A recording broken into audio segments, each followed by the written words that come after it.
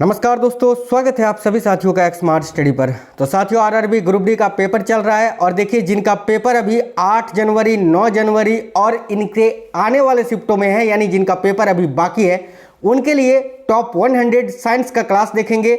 जिस तरह से क्वेश्चंस अब तक ग्रुप डी ने रेलवे ने आपसे पूछा है, वही क्वेश्चंस, वही सिलेबस, वही पैटर्न 9th और 10th की एनसीईआरटी को मिलाकर जो एक्सपेक्टेड क्वेश्चंस है, जिन जिन टॉपिक से रेलवे ने क्वेश्चन पूछा है अब तक, वही क्वेश्चंस आपको करवाएंगे।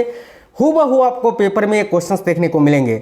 मोस्ट एक्सपेक्टेड क्लास है ये, जिनका पेपर अभी बाकी है उनके लिए। तो क्लास को आपको कंप्लीट देख लेना है। आप लोग इस वीडियो के नीचे कमेंट बॉक्स में जरूर कमेंट कर दीजिए आपका पेपर कब है और किस शिफ्ट में है। साथियों, 1 और 2 जनवरी को क्लास नहीं हुई थी क्योंकि आपको पता था न्यू ईयर था, तो थोड़ा सा फैमिली वालों के साथ थे, है ना। तो अब से जो है आपके लिए जो है रेगुलर क्लास चलेगी फिर से, पहले की तरह धमाकेदार क्लासेस। तो सारे क्लासेस आपको देखनी है और इससे पहले जो मैंने क्लासेस आपको ऑलरेडी करवाए हैं करेंट अफेयर्स की, वो आप जरूर देख लेना। कोई भी क्वेश्चन आपका कटने नहीं देंगे। जिस तरह हमारे जो पहले के साथी थे जिनका पेपर हो गया है, उनका पेपर में नंबर नहीं कटाया करेंट अफेयर्स में। सभी ने 16-17 अपना स्कोर करके आया है 20 में से। करेंट में आप भी करके आओगे, ठीक है। तो सारी क्लासेस आपको देखनी है। चलिए बिना देरी किए हुए क्लास को शुरू करते हैं, देखते हैं क्वेश्चंस। देखिए पहला क्वेश्चन आपके स्क्रीन पर है। क्वेश्चन है एक्वा रेजिया निम्न में से किसका मिश्रण है। साथियों देखिए, ये जो एक्वा रेजिया है ना, इसमें सोना घुलता है, ठीक है। और एक्वा रेजिया निम्न में से किसका मिश्रण है, ये आपको बताना है। तो करेक्ट आंसर होगा ऑप्शन नंबर सी। इसमें सांद्र हाइड्रोक्लोरिक अम्ल होता है और सांद्र नाइट्रिक एसिड होता है, ठीक है। याद रखना, ऑप्शन नंबर सी इस क्वेश्चन का करेक्ट आंसर हो जाएगा। अगर आपसे पेपर में पूछे कि एक्वा रेजिया के मिश्रण में HCl और नाइट्रिक एसिड का अनुपात क्या होता है, तो HCl 3 रेशियो में होता है, नाइट्रिक एसिड 1 रेशियो में होता है, यानी 3:1 होता है। ये याद रखना, बहुत ही इंपॉर्टेंट क्वेश्चन है, ठीक है। आगे देखिए, बेकिंग सोडा का रासायनिक सूत्र क्या होता है, ये आपको बताना है। बेकिंग सोडा का रासायनिक सूत्र, बेकिंग सोडा यानी सोडियम हाइड्रोजन कार्बोनेट को हम बोलते हैं, जिसका रासायनिक सूत्र होता है NaHCO3, यानी ऑप्शन नंबर ए इस क्वेश्चन के लिए आपका बिल्कुल करेक्ट आंसर हो जाएगा। आगे देखिए, नेक्स्ट क्वेश्चन है, दूध इनमें से किसका उदाहरण है। साथियों, मिल्क जो होता है, बताइए किसका उदाहरण है। फोम है, इमल्सन है, एरोजल है या सॉल है। देखिए मैं आपको जो क्लासेस करा रहा हूँ बिल्कुल सुपर फास्ट करा रहा हूँ, ताकि बचे हुए समय में आप बाकी के क्लासेस देखो, ठीक है। मैथ रीजनिंग आप रिविजन कर पाओ, इसीलिए क्लासेस सुपर फास्ट ही होती है। आपको कम समय में सारे क्वेश्चन आंसर करा देंगे। दूध इनमें से किसका उदाहरण है, तो याद रखना दूध जो है वो इमल्सन का उदाहरण होता है। साथियों, ऑप्शन नंबर बी इस क्वेश्चन का करेक्ट आंसर हो जाएगा, इमल्सन। आगे देखिए, नेक्स्ट है, देखिए धुआं में आंखों को प्रभावित करने वाला कौन सा शक्तिशाली उत्तेज होता है। अच्छा, देखते हो कहीं पर आग जल रहा है, वो धुआं जब हमारे आंखों में आता है, आपके आंखों में आता है, तो आंख जलने लगता है, जलता है ना। बताइए वो किस लिए होता है। धुआं में ऐसा कौन सा शक्तिशाली उत्तेज होता है, जब वो हमारे आंखों में प्रवेश करता है तो जलन पैदा होता है। याद रखिएगा, पेरोक्सी एसीटिल नाइट्रेट। देखो ऑप्शन नंबर बी इस क्वेश्चन का करेक्ट आंसर होगा। वो जो शक्तिशाली उत्तेज होता है धुआं में, उसका नाम है पेरोक्सी एसीटिल नाइट्रेट। याद रखेंगे, ऑप्शन नंबर बी करेक्ट है। देखिए आप लोग वीडियो को लाइक जरूर करना साथियों। आपके लिए दिन रात मेहनत करते हैं, रिसर्च करते हैं, एनालिसिस करते हैं कि कहां से रेलवे क्वेश्चन पूछ रहा है, आने वाले शिफ्टों में अब कौन सा क्वेश्चन पूछा जा सकता है। आपके लिए इतनी मेहनत करते हैं, आप एक लाइक कर देते तो उससे हमें मोटिवेशन मिल जाता है। निम्न में से कौन सा पदार्थ है जो जैव निम्नीकरणीय है। बताइए इनमें से कौन सा पदार्थ है जो कि जैव निम्नीकरणीय है, ठीक है। ध्यान से देखिएगा, यानी बायोडिग्रेडेबल आपको बताना है कौन सा पदार्थ है जो कि बायोडिग्रेडेबल है। तो देखो ऊन, यहाँ ऑप्शन नंबर सी में आपको दिख रहा है। बाकी देखो कांच का बोतल, प्लास्टिक का कप, एल्युमिनियम का फॉइल, ये सभी जो है ना नॉन बायोडिग्रेडेबल है, लेकिन ऊन जो है ये बायोडिग्रेडेबल है। तो ऑप्शन नंबर सी इस क्वेश्चन का करेक्ट आंसर हो जाएगा, ऊन। नेक्स्ट क्वेश्चन है, प्रत्येक क्रिया के विपरीत दिशा में प्रतिक्रिया होती है, यह कौन सा नियम है। सिंपल क्वेश्चन है ना। बताइए प्रत्येक क्रिया के विपरीत दिशा में प्रतिक्रिया होती है, ये न्यूटन का गति विषयक तृतीय नियम है, तीसरा नियम का उदाहरण है। तो ऑप्शन नंबर ए इस क्वेश्चन का करेक्ट आंसर हो जाएगा, तृतीय नियम, ठीक है। आगे देखते हैं, अगला क्वेश्चन है, निम्न में से घर्षण बल के प्रकार कौन सा है। बताइए इनमें से कौन सा घर्षण बल का प्रकार है भाई। तो देखिए घर्षण बल के प्रकार तो हमको ये सारे दिख रहे हैं भाई। लोटनिक घर्षण भी है, सर्पी घर्षण भी है और सीमांत घर्षण भी है, यानी option number D correct answer हो जाएगा, उपयुक्त तीनों। नेक्स्ट क्वेश्चन है, कोई वस्तु जब स्थिर या एक समान गति में रहेगी जब तक उस पर कोई बाह्य बल न लगे, यह न्यूटन का कौन सा नियम है। तो ये न्यूटन का पहला नियम का उदाहरण है, जिसको हम जड़त्व बोलते हैं, जड़त्व का नियम बोलते हैं। तो ऑप्शन नंबर बी करेक्ट होगा। इसको जड़त्व के नियम के अलावा याद रखना गैलीलियो का नियम भी कहते हैं, ठीक है। आगे देखिए, ध्वनि उत्पन्न करने वाली वस्तु के लिए अनिवार्य शर्त क्या है? ध्वनि उत्पन्न करने वाली वस्तु के लिए अनिवार्य शर्त क्या होती है? ऑप्शन नंबर बी की वस्तु का कंपन करना। देखिए ध्वनि कैसे उत्पन्न होती है? दो वस्तुओं के कंपन से। तो वस्तुओं के कंपन, जब वस्तु कंपन करेगा तभी तो ध्वनि उत्पन्न होगी। तो ऑप्शन नंबर बी करेक्ट होगा। आगे देखिए, स्टील में ध्वनि की चाल कितनी होती है? बहुत इंपॉर्टेंट क्वेश्चन है, ध्यान से देखिए। ये ध्वनि वाले चैप्टर 27 नवंबर से जो आपका पेपर स्टार्ट हुआ है ना, कोई ऐसा शिफ्ट नहीं है जिसमें ये साउंड वाले चैप्टर से आपके पेपर में क्वेश्चन नहीं आया है। और मैंने वही टॉपिक्स कवर किया है जहां से क्वेश्चन बन रहे हैं। फालतू चीजें पढ़ा के आपको क्या फायदा है? ध्यान से देखिए, स्टील में ध्वनि की चाल कितनी होती है? तो स्टील में ध्वनि की चाल होती है साथियों 5960 मीटर प्रति सेकंड। याद रखना option number D correct answer हो जाएगा। स्टील से भी अधिक ध्वनि की चाल किसमें होती है? तो याद रखना एल्युमिनियम में, करीब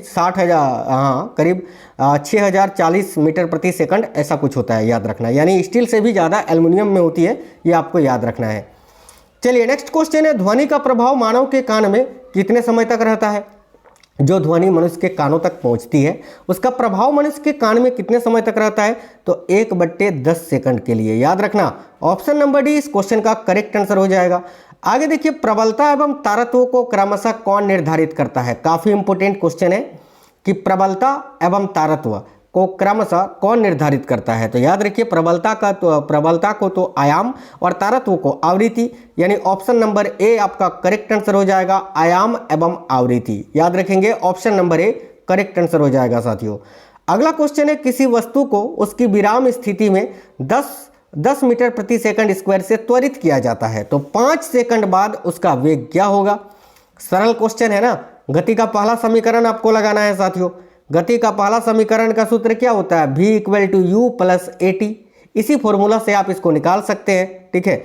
तो देखिए, किसी वस्तु को उसकी विराम स्थिति से, ठीक है, 10 मीटर प्रति सेकंड से त्वरित किया जाता है, यानी एक्सेलरेशन का मान आपको 10 मीटर प्रति सेकंड दिया हुआ है, ठीक है।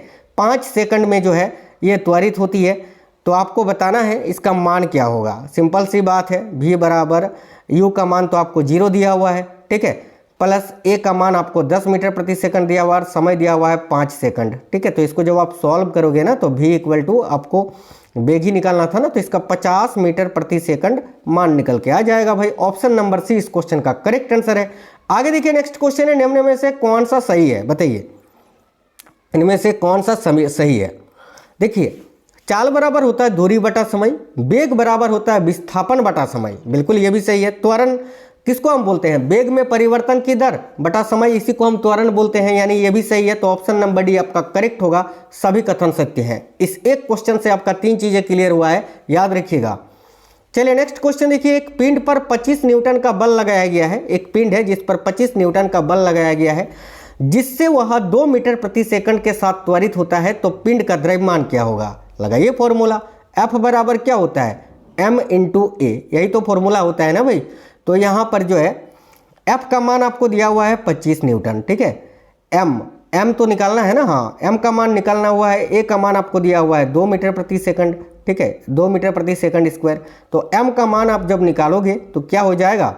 25/2, यही तो हो जाएगा ना, हाँ यही हो जाएगा। तो फिर इसका मान निकल के क्या आ जाएगा? 12.5, यानी ऑप्शन नंबर ए 12.5 kg इस क्वेश्चन का आपका करेक्ट आंसर हो जाएगा।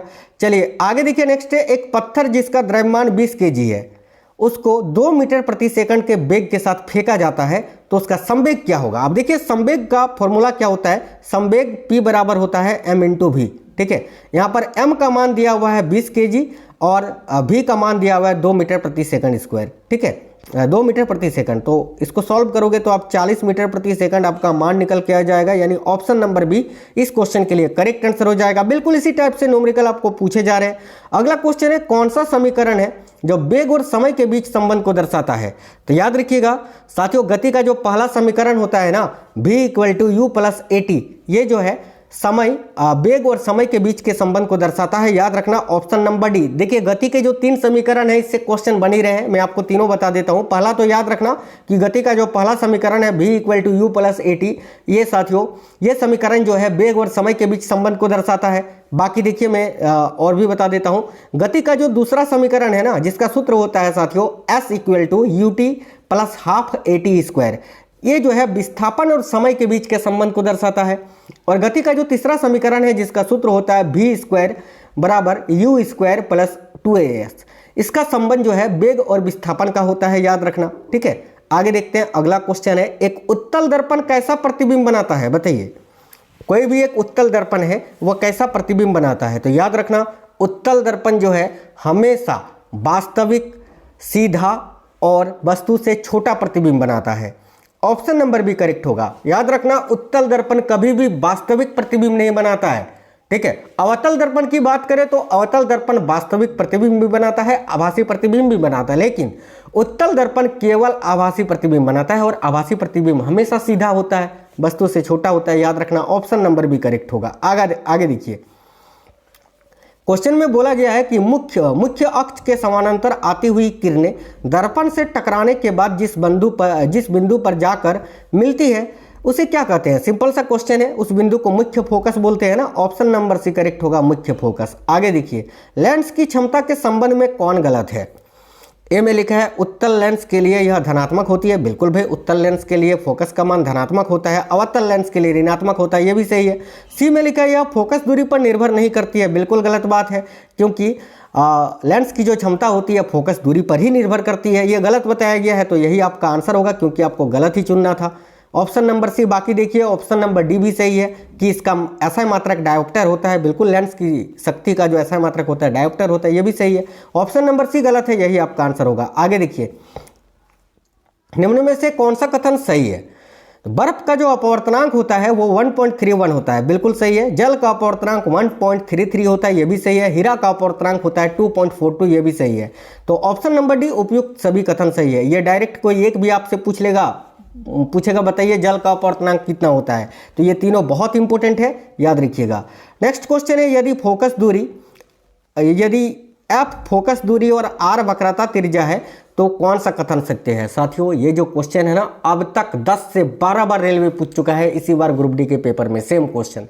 ध्यान से देखिएगा, आप सभी को पता है कि एफ बराबर होता है r/2, यानी जो फोकस दूरी होती है ना, जो फोकस दूरी का मान होता है वो वक्रता त्रिज्या की आधी होती है, यही इनके बीच का संबंध है। तो देखो कौन से ऑप्शन में है f = r/2, तो ऑप्शन नंबर बी में हमको दिख रहा है, यही आपका आंसर हो गया। चलिए आगे देखिए, एक निश्चित कोण के लिए अपवर्तन कोण का मान 90 डिग्री हो जाता है, तो इस आयतन कोण को क्या कहेंगे। बहुत ही अच्छा क्वेश्चन है कि एक निश्चित कोण के लिए अपवर्तन कोण का मान 90 डिग्री हो जाता है, तो इस आपतन कोण को क्या कहेंगे। तो इस आपतन कोण को क्रांतिक कोण कहेंगे ना। ऑप्शन नंबर ए करेक्ट होगा, क्रांतिक कोण। आगे देखिए, गोलीय दर्पण के परावर्तक पृष्ठ के व्यास को क्या कहते हैं, बताइए। काफी इंपोर्टेंट क्वेश्चन है साथियों। गोलीय दर्पण के जो परावर्तक पृष्ठ के व्यास है ना, इसको द्वारक कहते हैं। यह भी क्वेश्चन 5 से 6 बार रेलवे अब तक पूछ चुका है, याद रखना द्वारक, ऑप्शन नंबर डी। नेक्स्ट है, सूर्यास्त के समय लाल दिखाई देने का कारण क्या है। सूर्योदय सूर्यास्त के समय सूर्य लाल दिखाई देता है, इसका कारण क्या है, तो इसका कारण है प्रकाश का प्रकीर्णन। ऑप्शन नंबर डी करेक्ट होगा, प्रकीर्णन, याद रखना। विद्युत परिपथ में इकाई समय में प्रभावित आवेश मात्रा को क्या कहते हैं। तो विद्युत परिपथ में इकाई समय में प्रभावित होने वाली जो आवेश की मात्रा होती है उसी को तो हम विद्युत धारा बोलते हैं। ऑप्शन नंबर ए करेक्ट होगा साथियों, विद्युत धारा। आमीटर को विद्युत परिपथ में किस क्रम में लगाया जाता है, बताइए। जो आमीटर होता है इसको विद्युत परिपथ के किस क्रम में लगाया जाता है। देखो याद रखना, हमेशा श्रेणी क्रम में लगाया जाता है साथियों, ठीक है। तो करेक्ट होगा ऑप्शन नंबर बी, श्रेणी क्रम में। आगे देखिए, किन्हीं दो बिंदुओं के विद्युत विभव के अंतर को क्या कहा जाता है। बहुत ही इंपॉर्टेंट क्वेश्चन है, किन्हीं दो बिंदुओं के विद्युत विभव के अंतर को क्या कहते हैं। इसको विद्युत विभवांतर भी बोलते हैं, पोटेंशियल डिफरेंस भी बोलते हैं, वोल्टता भी बोलते हैं, यानी ऑप्शन नंबर डी उपयुक्त तीनों। वोल्ट मीटर को किस क्रम में लगाया जाता है साथियों। आमीटर को श्रेणी क्रम में लगाया जाता है, लेकिन वोल्ट मीटर को याद रखना समानांतर क्रम में लगाया जाता है। ऑप्शन नंबर बी इस क्वेश्चन का करेक्ट आंसर होगा, समानांतर क्रम। आगे देखिए, बहुत ही इंपॉर्टेंट क्वेश्चन है कि विद्युत धारा की दिशा कौन सी होती है। तो भाई विद्युत धारा की दिशा कैसी होती है, धन आवेश से ऋण आवेश की ओर होती है। ऑप्शन नंबर सी करेक्ट होगा, धन आवेश से ऋण आवेश की ओर, याद रखना। आगे देखिए, बुझा हुआ चूना का रासायनिक सूत्र आपसे पूछा है, बताइए। बुझा हुआ चूना यानी स्लैक्ड लाइम का रासायनिक सूत्र क्या होता है। तो CaOH, देखिए कैल्शियम हाइड्रोक्साइड इसको आप बोलते हैं। तो ऑप्शन नंबर ए इस क्वेश्चन का करेक्ट आंसर हो जाएगा। जिप्सम का रासायनिक सूत्र क्या होता है भाई। तो देखिए, जिप्सम का जो रासायनिक सूत्र होता है वो होता है कैल्शियम सल्फेट विथ 2H2O, यानी CaSO4 with 2H2O। Plaster of Paris का अगर रासायनिक सूत्र आपसे पूछे, जो कि कई बार पूछ चुका है अब तक पेपर में, तो calcium sulphate with half H2O, option number B में आपको दिख पा रहा है ना, यही आपका जिप्सम का माफ करना प्लास्टर ऑफ पेरिस का रासायनिक सूत्र होता है। आगे देखिए अल्कोहल का रासायनिक सूत्र क्या होता है, तो साथियों अल्कोहल का रासायनिक सूत्र होता है C2H5OH। ऑप्शन नंबर सी इस क्वेश्चन के लिए करेक्ट आंसर हो जाएगा। आगे देखिएगा, देखिए क्वेश्चन है Na2CO3 यानी सोडियम कार्बोनेट है ना, Na2CO3 विथ 10H2O के बारे में कौन सा कथन सही है। ए में लिखा है यह सोडियम कार्बोनेट है जिसे बेकिंग सोडा कहा जाता है, बिल्कुल गलत है यार। यह सोडियम बाइकार्बोनेट है, बिल्कुल गलत है। यह सोडियम कार्बोनेट है जिसे वॉशिंग सोडा कहा जाता है, बिल्कुल यही कथन सही है, तो यही आपका करेक्ट आंसर हो जाएगा। आगे देखिए नेक्स्ट है, परमाणु की चौथी कक्षा में इलेक्ट्रॉन की अधिकतम संख्या क्या हो सकती है। फॉर्मूला से भी निकाल सकते हैं या इसको डायरेक्ट आप याद रखना, ठीक है, कि कितनी होती है, 32 होती है। पहली कक्षा में 2, दूसरी कक्षा में कितनी होती है, दूसरी कक्षा में 8, तीसरी कक्षा में 18 और चौथी कक्षा में 32। ये आपको जुबानी याद रहना चाहिए। हालांकि आप इसको सूत्र से भी निकाल सकते हैं 2n² से, ठीक है, ये फॉर्मूला होता है इसको निकालने का। 4 कक्षाएं होती हैं, KLMN, चारों का जो क्रमांक होता है 1 2 3 4 होता है, ठीक है। तो यह चौथी कक्षा में पूछा है, यानी n का मान आपको निकालना है, n चौथी कक्षा यानी 4, ठीक है। तो इस ये जो n है, कोई भी कक्षा पूछे, मान लेते हैं यहाँ तीसरी कक्षा पूछता तो n की जगह पर हम 3 का मान रखते हैं। यहाँ चौथी कक्षा पूछा है तो चौथी कक्षा में हम 4 का मान रखेंगे। तो 2n का स्क्वायर यानी 4 का स्क्वायर, 4 का स्क्वायर होता है आपका 16, और 16 का जब आप 2 से मल्टीपल करोगे तो 32 निकल के आ जाएगा, ठीक है, वही तो मैंने बताया था। तो 32 इसका करेक्ट आंसर हो जाएगा, याद रखना। आगे देखिए, परमाणु के नाभिक में कौन से कण पाए जाते हैं। तो साथियों परमाणु के नाभिक में प्रोटॉन एवं न्यूट्रॉन पाए जाते हैं। इलेक्ट्रॉन तो चारों ओर चक्कर लगाते हैं ना, तो ऑप्शन नंबर ए करेक्ट होगा, प्रोटॉन एवं न्यूट्रॉन। आगे देखिए, परमाणु के नाभिक की त्रिज्या क्या होती है। तो साथियों परमाणु का जो नाभिक होता है ना, उसकी त्रिज्या बहुत इंपॉर्टेंट क्वेश्चन है, 10⁻⁻15 मीटर होता है। तो ऑप्शन नंबर ए इस क्वेश्चन का करेक्ट आंसर है। आगे देखिए, कण एवं तरंग दोनों ही की तरह कौन व्यवहार करता है। याद रखना, कण एवं तरंग दोनों ही की तरह इलेक्ट्रॉन व्यवहार करता है। ऑप्शन नंबर सी करेक्ट होगा, इलेक्ट्रॉन। नेक्स्ट क्वेश्चन है, हीरा और ग्रेफाइट के कार्बन परमाणुओं की संरचना कैसी होती है। देखिए, हीरा और ग्रेफाइट के कार्बन परमाणुओं की जो संरचना होती है ना, वो बिल्कुल एक जैसी होती है। ऑप्शन नंबर ए करेक्ट होगा, एक जैसी।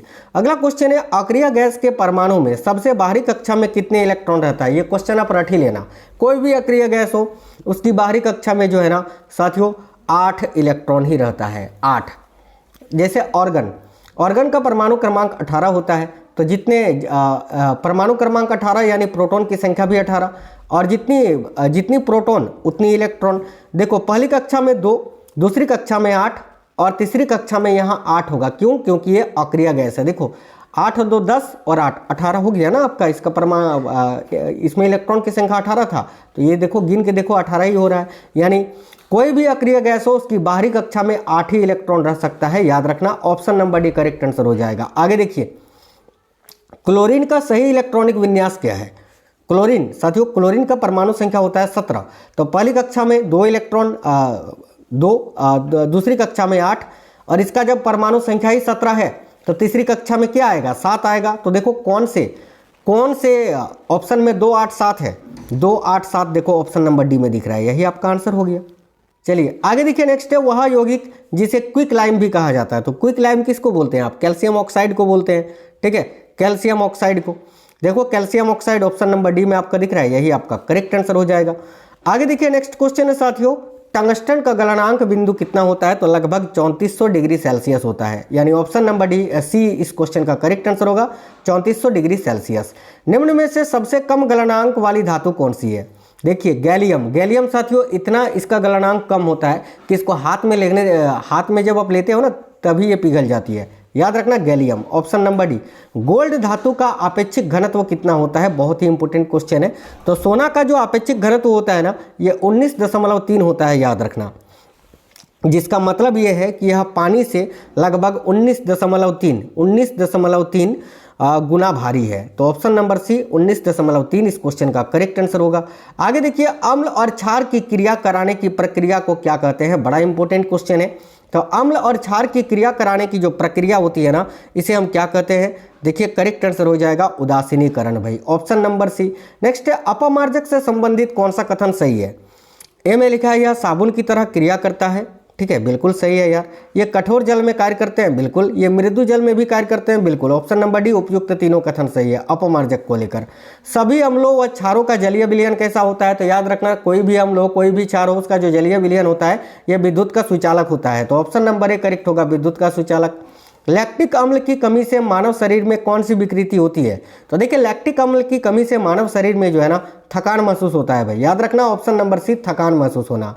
चूने का पानी किस प्रकृति का होता है? बताइए, चूने का पानी का प्रकृति पूछा जा रहा है। तो चूने का पानी का जो प्रकृति होता है वो क्षारीय प्रकृति का होता है।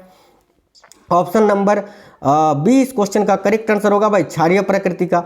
अगला क्वेश्चन है, निम्न में से कौन सा कथन सही है? देखिए, इस तरह कथन वाले क्वेश्चन साथियों बड़े पूछे जा रहे हैं, ध्यान से देखिएगा। ए में है प्रबल अम्ल तथा प्रबल क्षार से बने लवण उदासीन होते हैं, बिल्कुल ये सही है। प्रबल अम्ल तथा व दुर्बल क्षार से बने लवण अम्लीय होते हैं, बिल्कुल।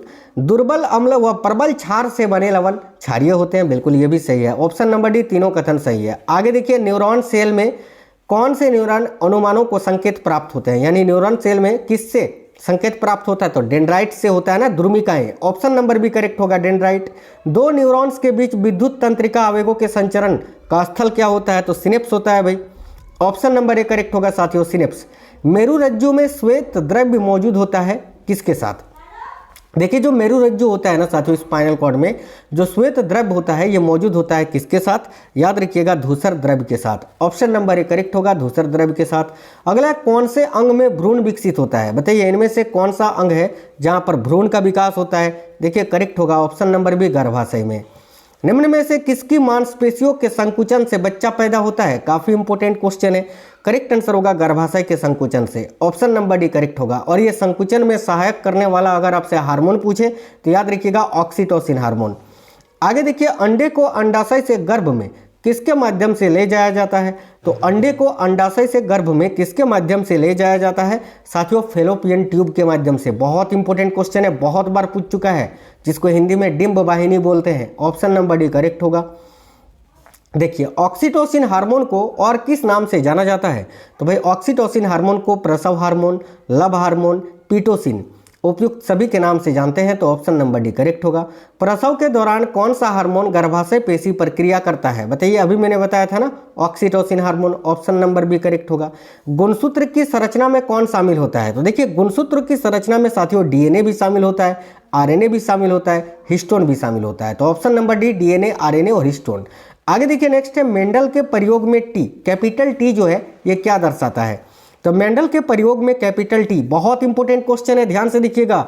मेंडल के प्रयोग में जो कैपिटल टी है ना, ये साथियों लंबाई और प्रभावी लक्षण को दर्शाता है। यानी ऑप्शन नंबर डी, ए व सी दोनों ही करेक्ट होगा।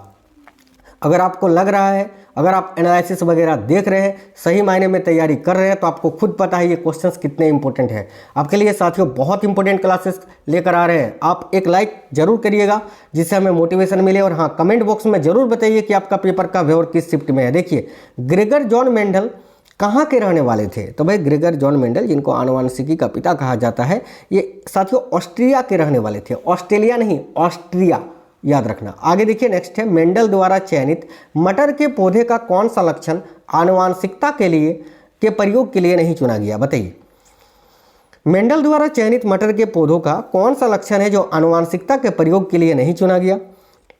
ध्यान से देखिएगा, फली का रंग, बीज का रंग, फूल का रंग, ये सभी तो चुना गया था, तने का रंग नहीं चुना गया था। तो ऑप्शन नंबर सी करेक्ट होगा, तने का रंग। आगे देखिए, जीन कोष क्या होता है? साथियों देखिए, जीन कोष किसको कहते हैं? तो एक क्रोमोसोम में कुल कितने जीन है उसी को जीन कोष कहते हैं। तो ऑप्शन नंबर ए, एक क्रोमोसोम में कुल जीनों की संख्या भाई। आगे देखिए, नेक्स्ट है, किसी जीव की जीनी संरचना क्या कहलाती है? तो किसी भी जीव की जो जीनी संरचना होती है ना, उसको जीनोटाइप कहते हैं। ऑप्शन नंबर सी करेक्ट होगा, जीनोटाइप। किस प्रजाति में सर्वाधिक विविधता पाई जाती है? बताइए, इनमें से कौन सी प्रजाति है जिसमें सबसे अधिक वेरिएशन देखने को मिलती है? तो करेक्ट होगा मनुष्य में। ऑप्शन नंबर सी करेक्ट होगा, मनुष्य। मेंडल का पहला नियम कौन सा है? तो मेंडल का जो पहला नियम है, जिसे हम पृथक्करण का नियम कहते हैं, याद रखिएगा। ऑप्शन नंबर बी करेक्ट होगा साथियों, पृथक्करण का नियम। आगे देखिए, रक्त किस प्रकार के ऊतक का उदाहरण है? तो भाई, ब्लड जो होता है ये तो कनेक्टिव टिश्यू है, एक तरल संयोजी ऊतक, याद रखना। ऑप्शन नंबर बी करेक्ट होगा, तरल संयोजी ऊतक। डब्ल्यूबीसी एवं आरबीसी को क्रमशः क्या कहा जाता है? डब्ल्यूबीसी को क्या कहते हैं? ल्यूकोसाइट, आरबीसी को क्या कहते हैं? एरिथ्रोसाइट्स। तो option number B correct answer हो जाएगा। नेक्स्ट है, बिल्कुल फास्ट करवा रहे हैं। देखिए, मानव रक्त में सबसे कम कौन सी कोशिका पाई जाती है? बताइए, मानव रक्त में सबसे कम कौन सी कोशिका पाई जाती है भाई? तो देखो, मानव रक्त में सबसे कम WBC पाई जाती है, याद रखना, leucocyte. Option number C correct होगा, WBC।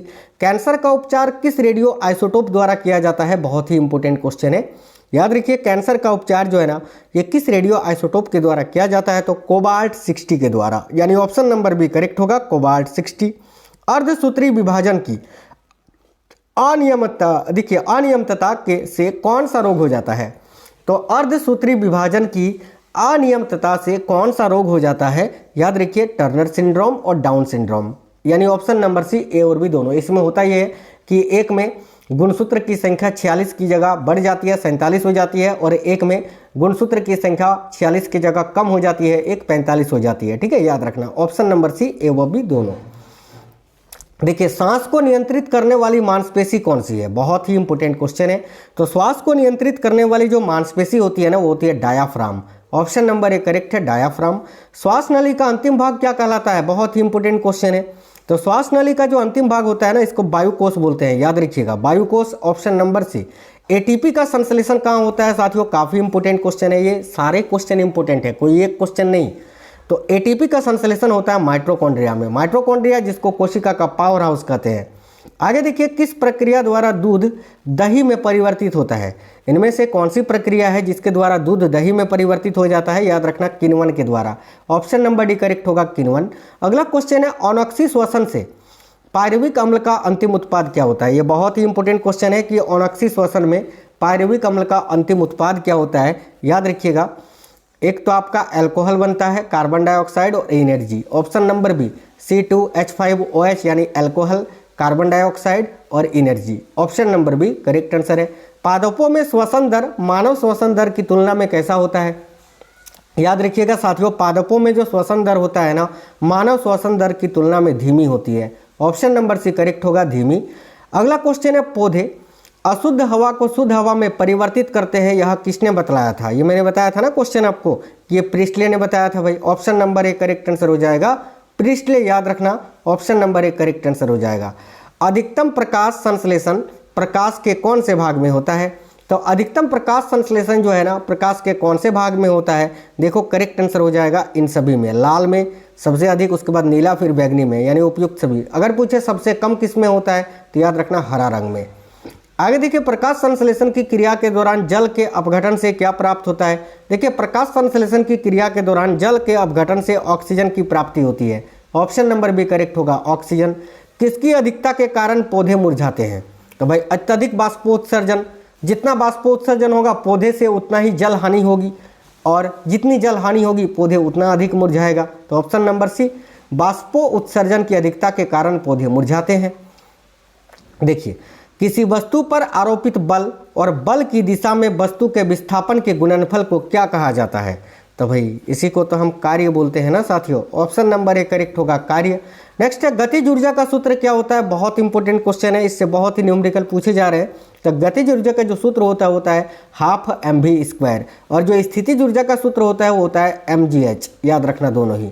नेक्स्ट क्वेश्चन है, किसी वस्तु पर 1 न्यूटन बल लगाने पर, किसी वस्तु पर 1 न्यूटन बल लगाने पर यदि वस्तु का विस्थापन 1 मीटर हो जाए तो बल द्वारा किया गया कार्य क्या होगा?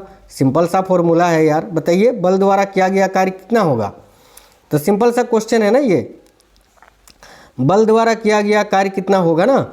तो देखो, किसी वस्तु पर 1 न्यूटन का बल लगाने पर यदि वस्तु का विस्थापन 1 मीटर हो जाता है तो F बराबर होता है, ठीक है, हाँ ठीक है, न्यूटन बल लगाने पर, नहीं एक सेकंड, देखिए किया गया कार्य पूछा है ना, हाँ, तो F इंटू डी होता है। F का मान आपका दिया हुआ है 1 न्यूटन और विस्थापन का मान कितना दिया हुआ है? तो 1 मीटर। तो इसको सॉल्व करोगे तो एक ही आंसर आएगा ना, तो 1 जूल इस क्वेश्चन का, कार्य का मात्रक जूल होता है, तो 1 जूल इस क्वेश्चन का आंसर हो जाएगा। आगे देखिए, हम ऊर्जा को कहाँ से प्राप्त कर सकते हैं? बताइए, हम ऊर्जा को कहाँ से प्राप्त कर सकते हैं?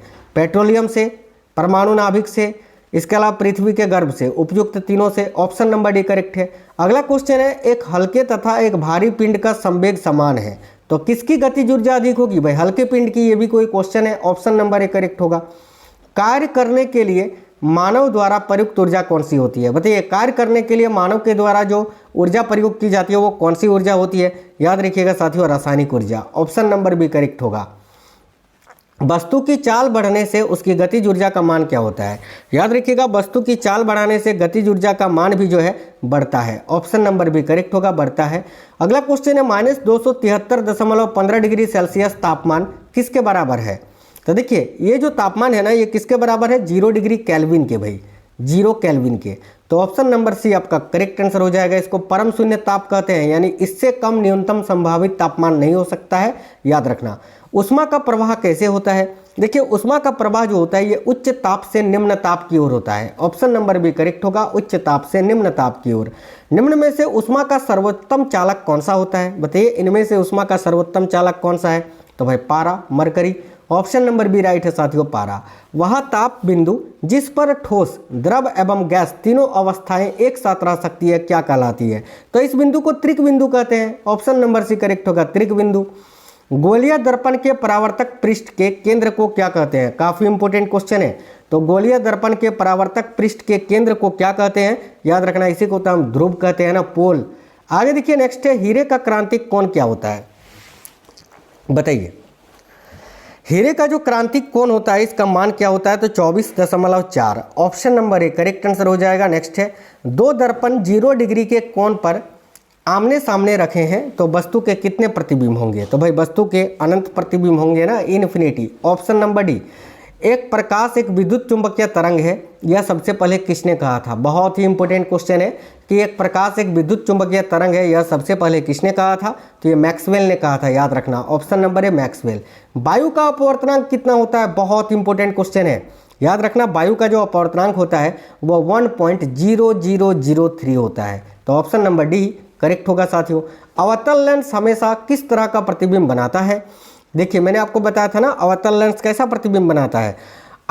देखिए, अवतल लेंस जो होता है ना, अवतल लेंस के बारे में पूछा जा रहा है, तो भाई अवतल लेंस कैसा प्रतिबिंब बनाता है ये आपको बताना था। अवतल लेंस उसी तरह का प्रतिबिंब बनाता है जिस तरह उत्तल दर्पण बनाता है। तो उत्तल दर्पण कैसा प्रतिबिंब बनाता है? मैंने आपको बताया था ना कि उत्तल दर्पण आभासी, छोटा और सीधा प्रतिबिंब बनाता है, तो वही अवतल लेंस भी बनाएगा, आभासी, सीधा और छोटा। यानी जो कार्य उत्तल दर्पण करता है वही कार्य अवतल लेंस करता है, याद रखना। नेक्स्ट क्वेश्चन देखिएगा, दूरदृष्टि दोष को दूर करने के लिए किसका प्रयोग किया जाता है?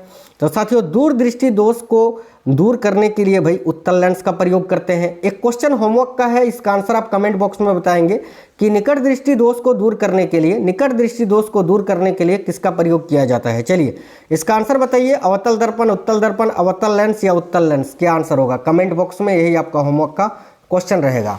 साथ ही में बताना आपका पेपर कब है और किस शिफ्ट में है, क्वेश्चंस कैसे लगे हैं, क्लास कैसा लगा है आपको।